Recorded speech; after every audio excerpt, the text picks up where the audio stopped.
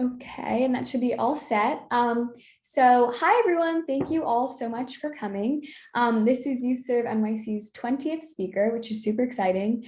And just to remind everyone, YouthServe NYC is a service initiative founded and run by young people who want to become more involved in the work of rebuilding New York City in the wake of the COVID-19 crisis.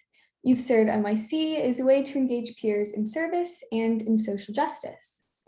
So today we are so happy and fortunate to welcome Sasha-Ann Frazer, who is the Associate Director of Community Programs at Womankind.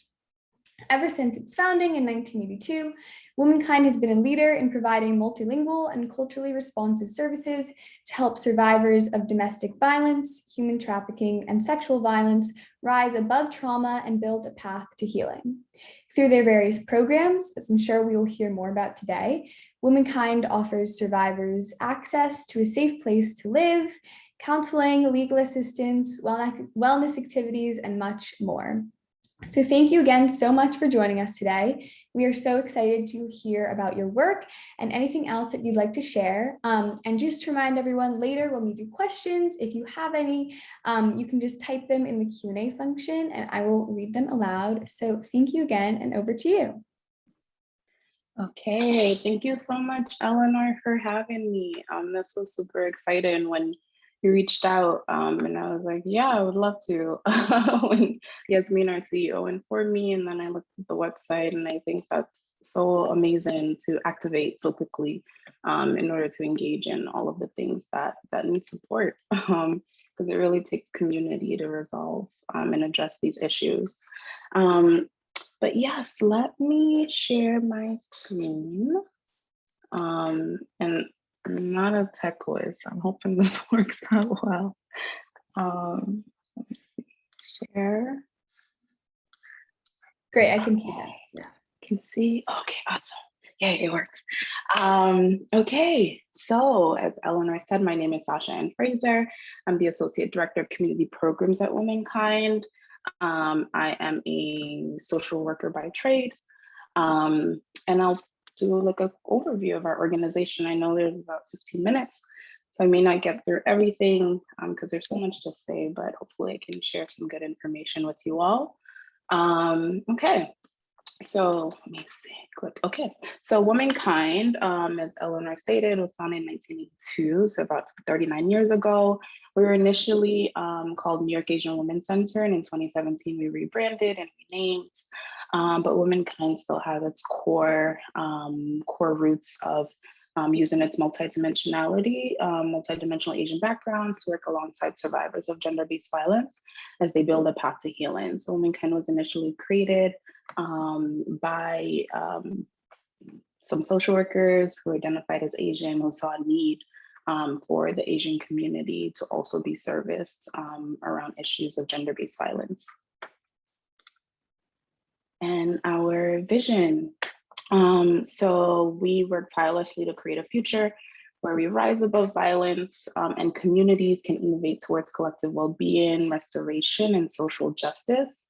And the community's piece is so important to us. We truly believe this work cannot get done without communities working together and really coming from that approach. And that's why I think what YouthServe is doing is so amazing, because it's saying that communities need to activate and work together to understand truly what are the needs of the people who are experiencing it, and how can we work together with them in order to meet those needs and truly have them lead the fight. And so that's our vision. And our mission is, it was in the initial slide, but using our multidimensionality of its Asian heritage to work alongside survivors of gender-based violence as they build a path to healing. So Womankind continues where our, I don't like the word expertise, but what we know and what the organization has invested in is really understanding, is utilizing and leveraging its Asian heritage in order to support all survivors of gender-based violence.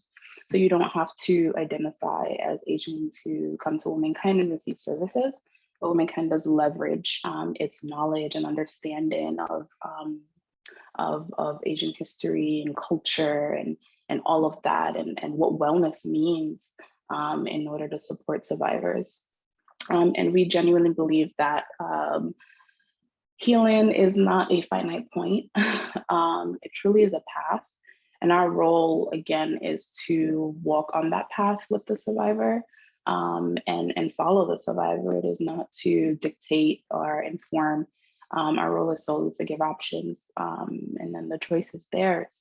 And that's how we see ourselves in this work. So our philosophy and our foundation. So we have, I always get this wrong, I think it's 6. I should know this. I think it's 6. But number one is systemic oppression exists. So Womankind is always aiming to apply an anti-oppressive lens to all aspects of our work. And when I say all aspects, I mean not just the work that we do with survivors, but also our internal organization. What do our policies look like, right? Because the policies that we have in place within our organization then impacts our staff, which then impacts our survivors and our community members, right? So looking at the entire structure of the organization and making sure to apply an anti-oppressive lens in to not further any kind of systemic oppression that we know already exists in some of the other systems that our survivors have to navigate in New York City, such as, trying to get government benefits, navigating the criminal justice system, right? We know that all of those have within their structures various forms of bias. White supremacy exists, right, within those structures. And so making sure that we don't replicate that within our own structure. Number 2 is gender-based violence is a human rights issue.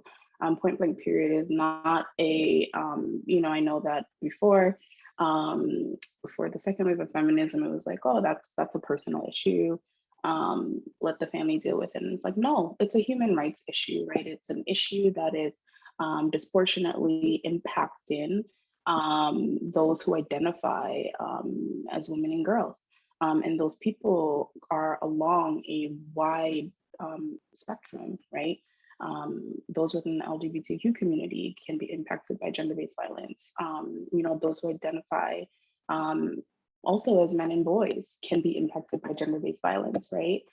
Because we are a society that's interconnected. And so this is a basic, to us, it is a fully basic human rights issue that needs to be addressed using a social justice approach.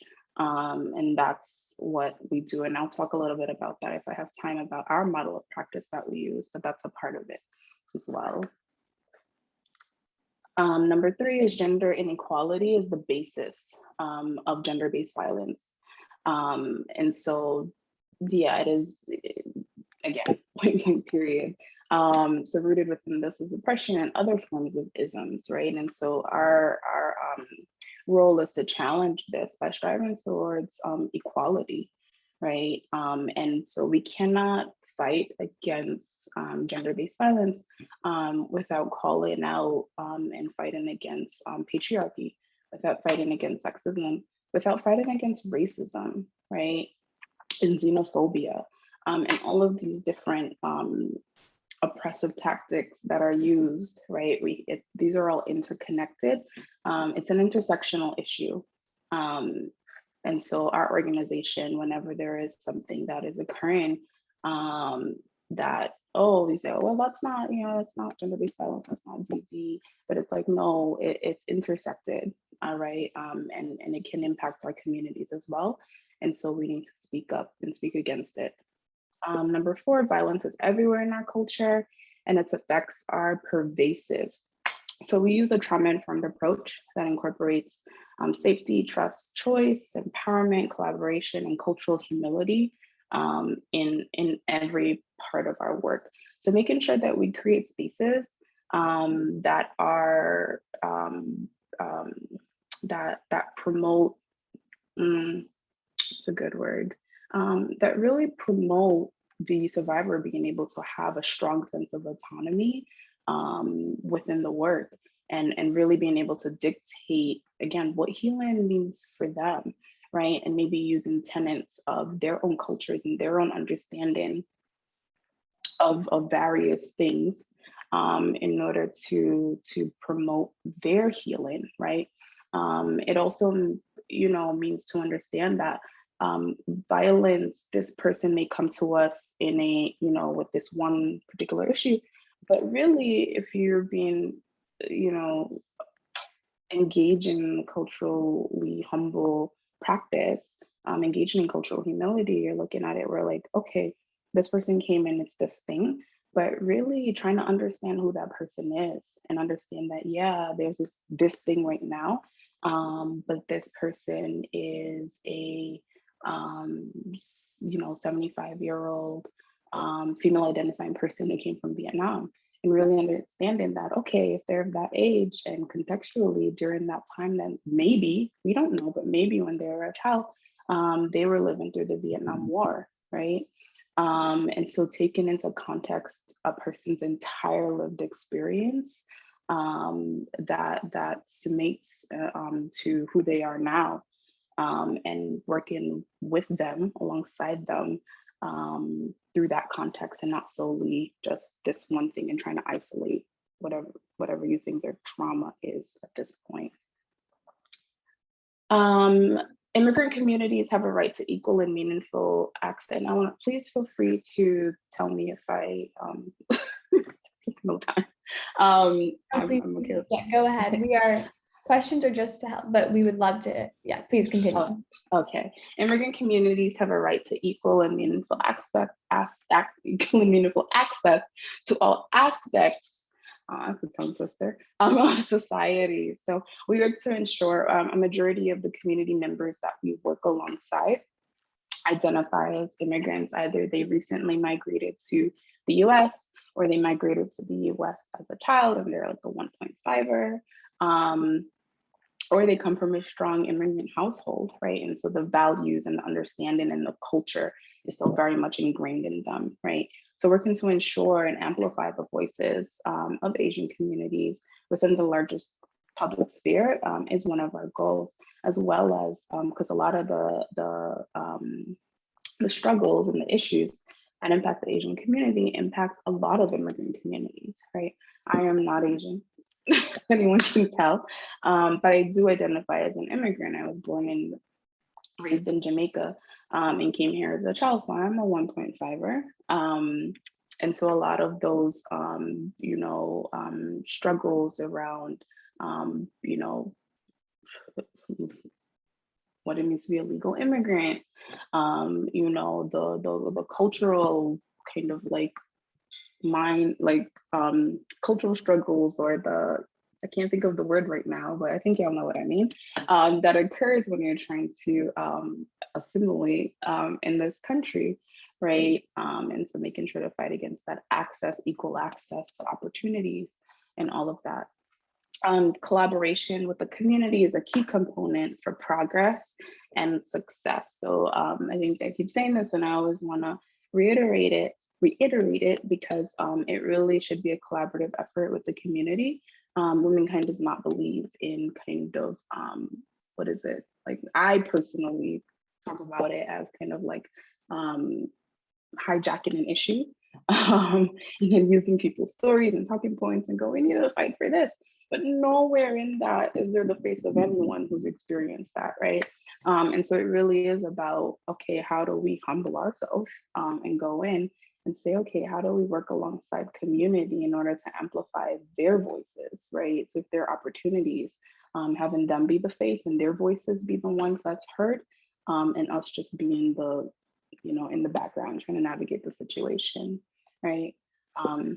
And that's not to say that we can't. A lot of our staff members at Womankind also identify as survivors, right? So it's also about hiring people from the community, people who've experienced such struggles, who want to fight against it. So our core programs, so we provide services to survivors of gender-based violence, and our services, to kind of give examples, can be domestic violence, sexual violence, and human trafficking, but we know that there are a whole host of other issues that fall under gender-based violence, and that can also fall under these three that are being identified here, that we will support a survivor through as well. We also believe in a holistic approach, and so we believe in working across the lifespan. So we have supportive services for survivors that are young, little kiddos, all the way to survivors who are older adults, right? And thinking, and again, I give the example of a person coming to you who's 75 and and maybe right now they're experiencing physical abuse from a loved one or whomever. But it's not just working with them in the context of what they're experiencing now, it's also understanding what their life context has been, right? The cumulative trauma that they may have experienced, right? And how that has impacted and shifted the way that they think and the way that they function. And so it's very important to have an understanding, a lifespan perspective in doing this work. Our program is broken up into three kind of sections. We have our residential programs, which we have 2 emergency shelters that survivors can access if they need a safe place to be. It's a temporary stay. We have community programs, which I oversee, which we have 3 community offices in Brooklyn, Manhattan, and Queens. And a survivor we work with anyone who is not in our residential program. So they can be in another residential program and they can work with us in community programs.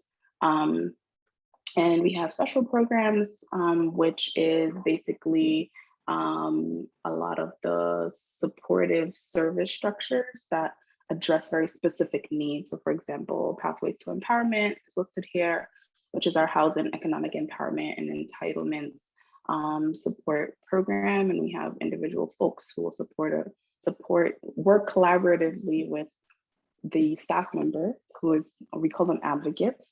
So the advocates who is assigned to the survivor, who's working together with the survivor to access services. We may pull in, let's say, our housing specialist, staff member, to work together collaboratively to support the survivor around this. So that's just an example. We have wellness groups, which are called Pathways to Healing. So we truly believe that navigating trauma isn't something that has, we need various forms and forms that are culturally responsive. And so for a lot of our survivors, talking about what they experienced, and it really doesn't matter the language, it's not just about like language barrier, but just talking about what they experience isn't always what they need, right? It can be engaging in a acupuncture session, engaging in a yoga session, doing qigong, getting a massage, right? It can be these various ways that's really targeting different parts of themselves in order to continue on that pathway to healing. And so we provide multiple options and then they can choose from it. So our core services, we have a helpline. If anyone needs our support, they can always get to us. The number is on one of the slides in the future, but it's our 24/7 multilingual helpline. We do have various languages being spoken in-house.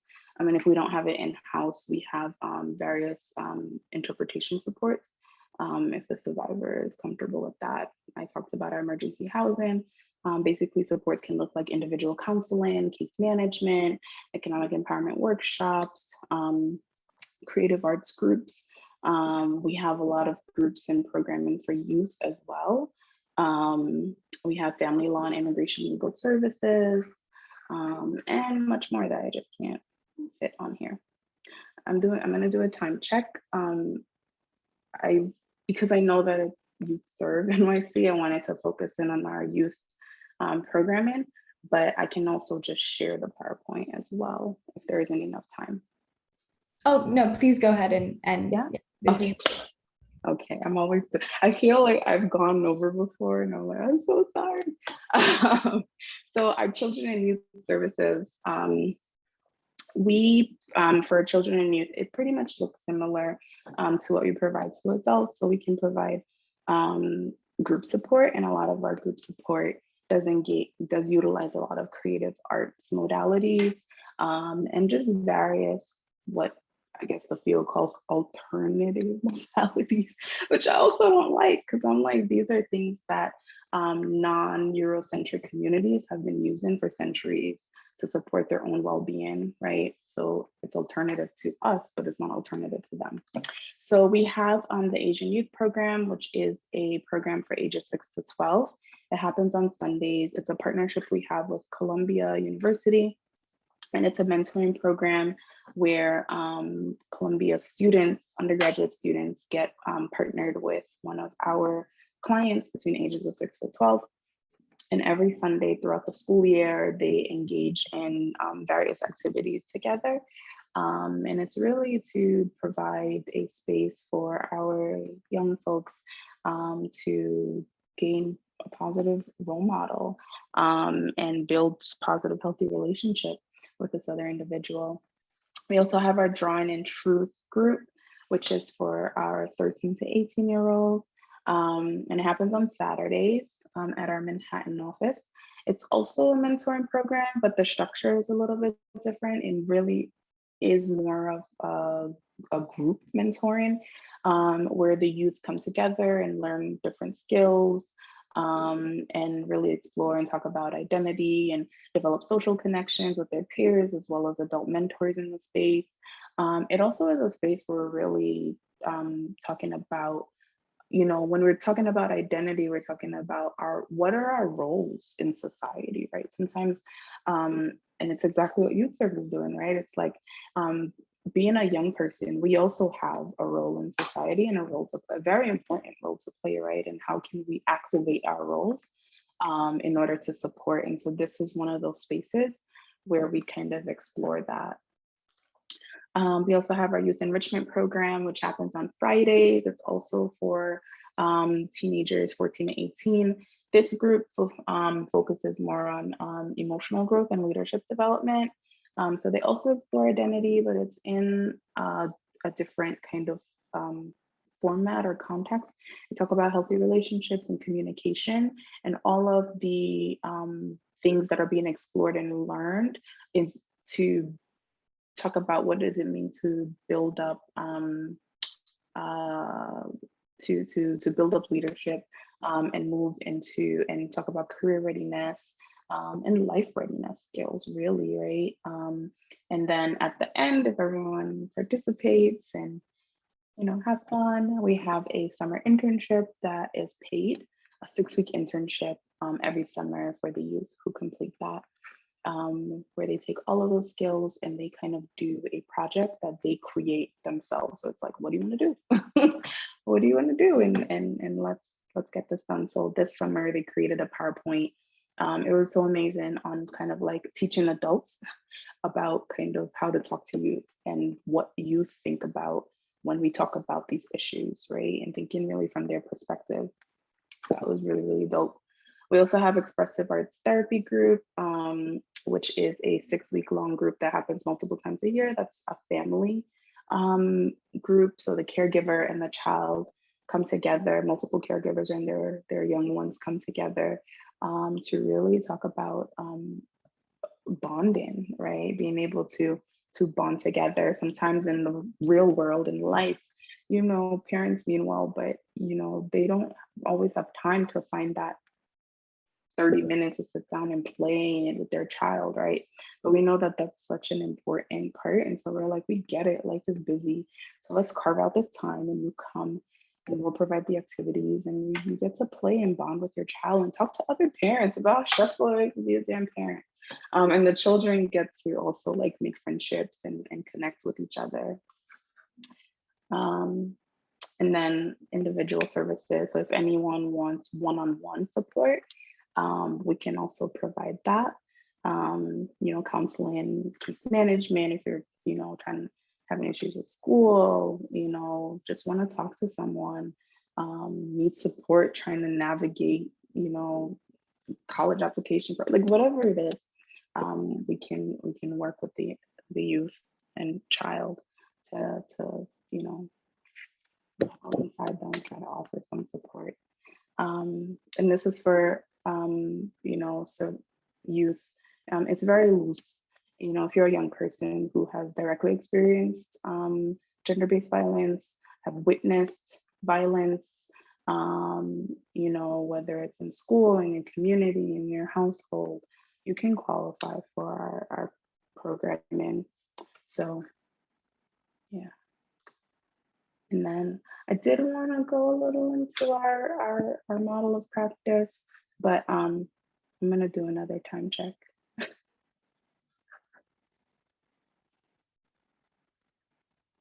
Oh, well, I would love to hear. I just want to be very aware of your time and of other people's time as well. Yeah. Should we do? I mean, I think I mean, yeah. I mean, this is very very interesting. So thank you so much. Would you? How long Yeah. do you think this would? How many more minutes do you think? Yeah, and it's whatever you all want. I'm available. I'm home and not really doing much. So I'm available. This is I won't go into each one. It's more just an introduction, so maybe like 4 minutes. Okay. How about we I'll ask like 2 questions or so just until 6. Yeah. Those who'd like to leave, of course, you're welcome to leave at any time, but you can go Mhm. ahead and do that. And then we can continue a little more. And for Yeah. the to stay, you can. So obviously, I don't think we'll be able to get to everyone's question, but I know you answered a lot of my questions.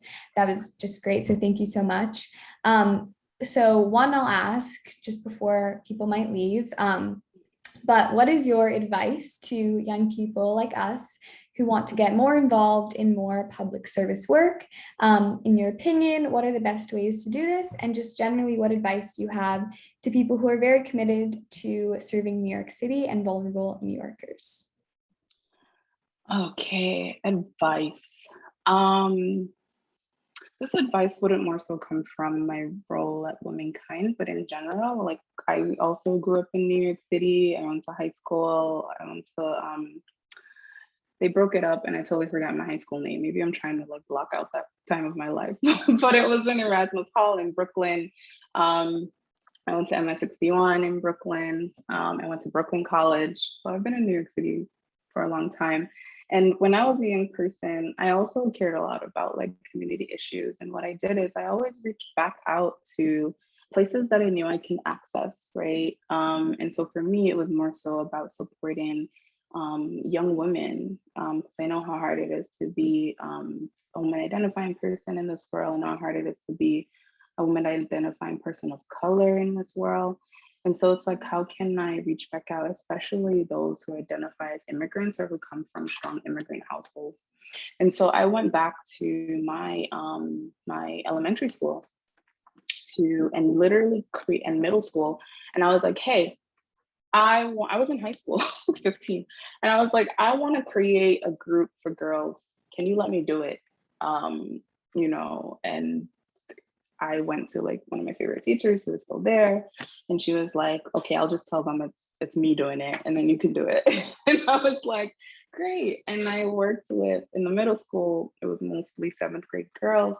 And they thought, oh, they need like a role model or something like that, because of, you know, they were having sex early, whatever it is. I'm like, first of all, kids have sex. I mean, that's not something I can't stop them from having sex, right?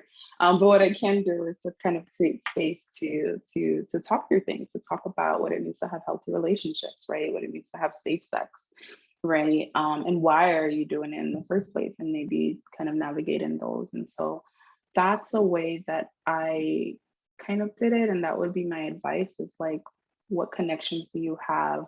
Well, first of all, what are you interested in and passionate about? And then just reaching out to people and just be like, hey, I want to participate in this volunteering. Our organization, I don't think we could do the work we do without the amount of volunteers we have. And so volunteering, reaching out to inquire about volunteering, a lot of, like I talk about that, like that group is meant to really do that. Like, how can we think about some of the issues that are impacting our communities and show up in a way that's meaningful to support around that issue, right? And so finding organizations that have structures like that and then like inserting yourself, right? To push that forward. So that's some of my advice. Yeah, I hope I didn't blab, but yeah. No, it's great. Thank you so much. Yes, so I know now it's a little past 6. So thank you to everyone who came and is going to head out now. This is recorded and still being recorded. So if you are leaving now or you have to leave, which is completely fine, you can rewatch any part of the recording that you might have missed on the website. We'll put it up there. For those who'd like to stay, we'll just be going for a few more minutes. So please continue. And yeah, thank you. Okay, great.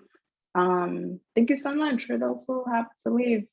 Thank you. And I hope this information was meaningful in some way.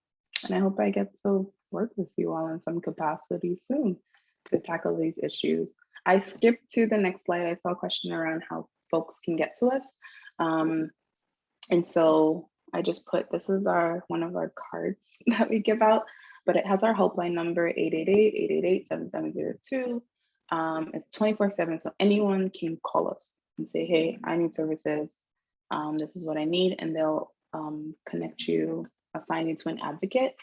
And we have, like I said, multiple languages in-house. Whatever we don't have in-house, we have interpretation services that we can access to communicate, to make sure that everyone can access our services. We also have a chat function if you don't want to call or it's not safe to call, that someone can communicate with you in English and Chinese, and you can access that through our website, Womankind.org. And we also have a text function, so again, in English and Chinese, so you can just text one of these numbers for support. And so that's the way you can also reach out to me. I'm cool with that. I can share my email, or I could say it here if you rewatch it later. It's S Frazer, so SFRAZER @IAMWK.org. So you can always email me any questions or anything. I'm always looking to connect with folks and seeing how we can collaborate and work together to do more. Hopefully there's some noise going on in my living room. So hopefully that's not being recorded. I saw another one. Can you give us an example of how the Asian heritage has provided particular insights that inform your work? Yeah, so even just like I said, the modalities that we use, right? We're not just like, hope or not, like just picking and choosing, like, oh, this can do something, this can, let's try that. Like, and that's cool too. But it's really about asking our survivors and our communities, what makes sense for you? Like, what do you want to see, right? And so for survivors, like, I really like to do pickling, right? And I know pickling is something that is very cross-cultural. It's in many cultures, a form of that, right? And if they're like, it brings me peace and calmness and just fun to do that in a group space. And it's like, yeah, let's do it, right? And so it's kind of like in that way. And I don't see any others unless I'm missing. Yeah, I think that's all that was in the chat. I mean, yeah, this was great. If you please continue if you have anything else, but if not, thank you so much. I'm so glad we did this, and thank you so much to everyone who came. Again, the recording will be posted on the website. So yeah, thank you so much, and yes. Yeah, I can end absolutely. it there. Yeah, we can end there. Thank you so much for having me. Thank you so much. Nice. Yes.